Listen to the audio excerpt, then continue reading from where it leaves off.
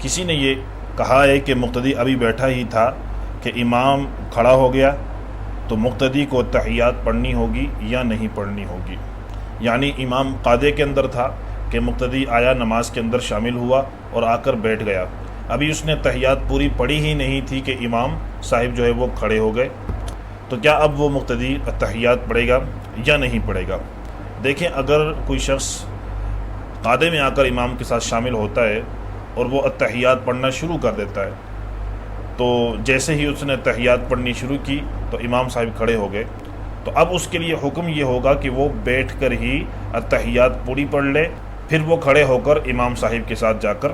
مل جائے۔ اسی طرح اگر آخری قاعدے کے اندر کوئی شخص آ کر امام کے ساتھ شامل ہوتا ہے، ابھی بیٹھتا ہے کہ التحیات پڑھ رہا تھا کہ امام نے سلام پھیر دیا، تو اس صورت میں بھی وہ التحیات پوری پڑھے گا، پھر جو ہے وہ اٹھ کر کھڑا ہو جائے گا۔ تو چنانچہ علامہ شامی رحمۃ اللہ تعالی علیہ اپنی مشہور زمانہ کتاب فتاوی شامی کے اندر یہ مسئلہ ذکر کرتے ہوئے فرماتے ہیں کہ لو قام الامام قبل ان یتم المقتدی التشہد فانہ یتمہ ثم یقوم، کہ اگر امام جو ہے وہ کھڑا ہو گیا مقتدی کے تشہد پورا کرنے سے پہلے،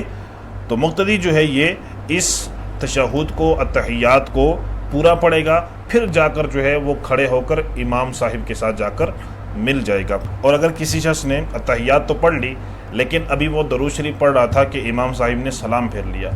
تو اب یہ امام صاحب کے ساتھ ہی سلام پھیر لے گا، یہ اپنے درود شریف کو مکمل نہیں کرے گا بلکہ امام صاحب کے ساتھ ہی وہ سلام پھیر کر اپنی نماز کو مکمل کر لے گا۔ تو لہٰذا اگر کوئی مقتدی آ کر تشہد کے اندر شامل ہوتا ہے اور امام صاحب اس کے التحیات پوری پڑھنے سے پہلے ہی کھڑے ہو جاتے ہیں، تو اس صورت میں اس شخص کے اوپر یہ ضروری ہوگا، یہ لازم ہوگا کہ وہ التحیات پوری پڑھے، اس کے بعد جو ہے وہ جا کر امام صاحب کو کھڑے ہو کر مل جائے۔ لیکن اگر کوئی شخص ایسا نہیں کرے گا، التحیات جو ہے وہ آدھے کے اندر چھوڑ کر امام صاحب کے ساتھ جا کر مل جائے گا، تو اس صورت میں ایسا شخص گناہگار ہوگا، کیونکہ ایسا کرنا مکروہ تحریمی ہے۔